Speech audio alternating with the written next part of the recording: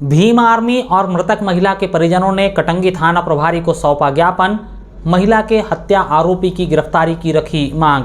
कटंगी थाना क्षेत्र अंतर्गत आने वाले ग्राम मंगलेगांव की एक विवाहित महिला सीमापति राजेश बोरकर का शव 20 अगस्त को ग्राम दुधारा में एक खेत से बरामद किया गया था। महिला की किसी अज्ञात के द्वारा हत्या कर दी गई है, परंतु हत्या करने वालों का आज तक पता नहीं चल पाया है। पुलिस ने हत्या का मामला दर्ज कर अज्ञात आरोपी की तलाश काफी पहले ही शुरू कर दी है, परंतु मृतक महिला के परिजन पुलिस की कार्रवाई से संतुष्ट नहीं हैं। अब इस पूरे मामले में भीम आर्मी ने भी एंट्री मारी है।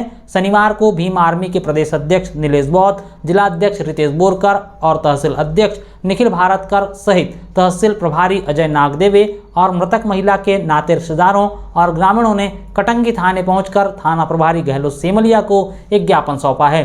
ज्ञापन के जरिए भीम आर्मी और परिजनों ने पुलिस की अब तक की कार्रवाई पर असंतोष जाहिर किया और तत्काल महिला की हत्या करने वाले आरोपी की गिरफ्तारी की मांग रखी है। मृतक महिला के पति ने अपनी पत्नी की हत्या का संदेह गांव के सरपंच डॉक्टर पुष्पेंद्र देशमुख पर लगाया है। भीम आर्मी ने चेतावनी दी है कि अगर शीघ्र ही हत्या आरोपी की गिरफ्तारी नहीं की गई तो सड़क पर उतरकर आंदोलन किया जाएगा, जिसकी सारी जवाबदेही पुलिस प्रशासन की होगी। गौरतलब हो कि सीमा बोरकर 18 अगस्त को ग्राम दुधारा में खेतों की गिरदावरी का कार्य करने के लिए गई हुई थी, जिसके बाद देर शाम तक घर नहीं लौटी तो परिजनों ने सीमा की तलाश शुरू की थी। 20 अगस्त को सीमा का शव ग्राम दुधारा में एक खेत से बरामद किया गया। 19 अगस्त को सीमा के मामा विनोद वासनिक ने कटंगी थाने में अपनी भांजी की गुमशुदगी की रपट दर्ज करवाई थी। सीमा के पति और भीम आर्मी के पदाधिकारियों ने जो ज्ञापन सौंपा है उसमें गांव के सरपंच पर हत्या का संदेह जाहिर किया गया है। सीमा के पति राजेश ने बताया कि गिरदावरी कार्य के लिए सरपंच की बहू और सीमा का चयन हुआ था और इसी से जुड़े कार्यों के चलते सीमा का उनकी बहू का एक दूसरे के घर आना जाना हुआ करता था, किंतु जिस दिन से सीमा की लाश मिली उस दिन के बाद सरपंच और उनके घर का कोई भी सदस्य उनके घर नहीं आया और ना ही अंत्येष्टि में शामिल हुआ। सीमा के पति राजेश के मुताबिक जिस दिन उन्होंने सरपंच को पत्नी के गुम होने की सूचना दी तो उन्होंने किसी को भी 4-5 घंटे तक नहीं बताने की सलाह दी थी। परसों की बात है, एक मामला संज्ञान में आया है कि मंगलेगांव में जो सीमा बोरकर नामक जो महिला है उसकी बहुत निर्मम हत्या हुई है और ये हत्या 18 अगस्त को हुई। 18 अगस्त को गुमशुदगी हुई और उसके बाद 2 दिन तक सर्च करने के बाद 20 तारीख को खेतों में उसकी बहुत ही दयनीय, बहुत ही ख़राब कंडीशन में महिला की जो है लाश मिली है। तो थाना में हम इसलिए पहुँचे हैं, भीम आर्मी में हमारे तमाम जो है यहाँ पे साथी पहुँचे हैं। बहुत सारी बातें हैं जो प्रशासन के ऊपर भी खड़ी होती है। ये भी 15 दिन हो गए हैं, किसी प्रकार की जांच कमेटी नहीं बनी है और किसी प्रकार की मुझे ऐसा नहीं लगता कि संतोषजनक कोई वहाँ पे कार्रवाई हो रही है। और मैं तो सीधे सीधे बोलूँगा कि पुलिस प्रशासन भी इस मामले को लेकर के बहुत ही ज़्यादा ढीलापन बरत रहा है। तो सबसे पहले तो हम थाना प्रभारी साहब से मिलेंगे, अभी कप्तान साहब से मिलकर के उनसे आग्रह करेंगे कि आगामी समय में 4 दिन के अंदर अगर वो इस मामले को गंभीरता से नहीं लेते हैं और एक मजबूत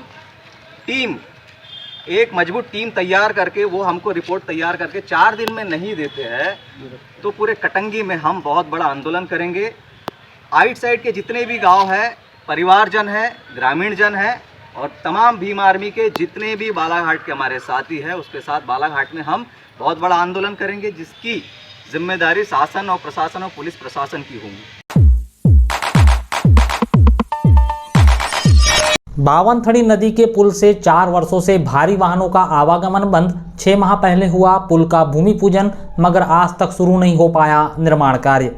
कटंगी बोनकट्टा तुमसर मार्ग पर बावनथड़ी नदी के पुल की मरम्मत के लिए 27 सितंबर 2020 को तत्कालीन भंडारा कलेक्टर ने इस पुल से भारी वाहनों का आवागमन अवरुद्ध कर दिया गया है, जिसके बाद से पुल के ऊपर से भारी वाहनों की आवाजाही आज भी बंद ही है। जबकि इसी वर्ष 4 मार्च 2024 को तुमसर विधायक गजूभाऊ कारेमोरे ने पुल निर्माण कार्य का भूमि पूजन किया है, जिस पर भूमि पूजन के 6 माह बाद भी कार्य शुरू नहीं हो पाया है, जिस कारण भंडारा, तुमसर और बालाघाट जिले की जनता को काफ़ी परेशानियों का सामना करना पड़ रहा है। खासतौर से मालवाहक वाहनों को लंबी दूरी तय कर सफ़र करना पड़ रहा है। करीब 41 वर्ष पहले बावनथड़ी नदी पर यह पुल 1983 में बनकर तैयार हुआ था। जिसका सुपर स्ट्रक्चर क्षतिग्रस्त होने के कारण वर्ष 2020 में पुल के ऊपर से सभी तरह के वाहनों का आवागमन बंद कर दिया गया। तब बालाघाट जिले के तत्कालीन कलेक्टर दीपक आर्य ने भंडारा कलेक्टर संदीप कदम से पत्र व्यवहार किया था और जिले से मध्य प्रदेश सड़क विकास निगम के अधिकारियों को भेजकर पुल का प्राथमिक सर्वेक्षण करवाया था, जिसके बाद दोनों ही जिला के कलेक्टरों में समन्वय स्थापित करते हुए छोटे वाहनों की आवाजाही पुल के ऊपर से शुरू की गई, जो आज भी बदस्तूर जारी है। परंतु भारी मालवाहक वाहन आज भी लंबी दूरी तय करने को मजबूर है। भूमि पूजन के सूचना फलक में दर्ज जानकारी के मुताबिक 9 करोड़ 60 लाख रुपए की लागत से पुल का निर्माण होना है। भूमि पूजन हुए 6 माह पूरे बीत चुके हैं, किंतु निर्माण कार्य अब तक प्रारंभ नहीं हुआ। उल्लेखनीय है कि महाराष्ट्र में इसी वर्ष विधानसभा चुनाव होने हैं। ऐसे में बावनथड़ी नदी का यह पुल तुमसर विधानसभा में चुनावी मुद्दा बन सकता था, जिसे ध्यान में रखते हुए पुल निर्माण कार्य का भूमि पूजन तो कर दिया गया, किंतु कार्य कब तक प्रारंभ होगा इसकी कोई गारंटी नहीं है। पुल के सुपर स्ट्रक्चर गर्डर में माइनर क्रैक्स आ गए हैं और पुल के बैरिंग्स भी क्षतिग्रस्त हैं। कार्यपालन यंत्री सार्वजनिक बांधकाम विभाग भंडारा ने बावनथड़ी नदी के पुल के क्षतिग्रस्त होने के कारण इस पुल पर वाहनों का आवागमन होने पर कभी भी दुर्घटना होने का अंदेशा जताया है। करीब 4 वर्षों से पुल से भारी भरकम वाहनों की आवाजाही जरूर बंद है, लेकिन हर दिन सैकड़ों की संख्या में छोटे मालवाहक वाहन और 2 पहिया वाहन पुल के ऊपर से गुजर रहे हैं।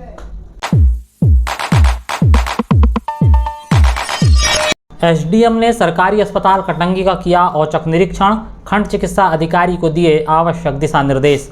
बालाघाट कलेक्टर मृणाल मीणा की राह पर चलते हुए एसडीएम मधुवंतराव ध्रुवे ने शनिवार को सामुदायिक स्वास्थ्य केंद्र कटंगी का औचक निरीक्षण किया। एसडीएम ने खंड चिकित्सा अधिकारी डॉक्टर पंकज दुबे के साथ पूरे अस्पताल का भ्रमण किया और सुरक्षा साफ सफाई की जानकारी ली। एसडीएम ने प्रसूति और जनरल वार्ड में मरीजों से चर्चा कर उपचार के संबंध में जानकारी ली। अस्पताल का निरीक्षण करने के बाद व्यवस्थाओं में कुछ अनियमितताएं और कमी पाई गई, जिसे लेकर एसडीएम ने चिकित्सकों के साथ बैठक कर उन्हें उचित दिशा निर्देश दिए। एसडीएम ने अस्पताल में फैली गंदगी पर चिंता व्यक्त करते हुए साफ सफाई पर विशेष ध्यान देने को निर्देश दिया है। साथ ही मरीजों को बेहतर से बेहतर इलाज देने के भी दिशा निर्देश दिए हैं।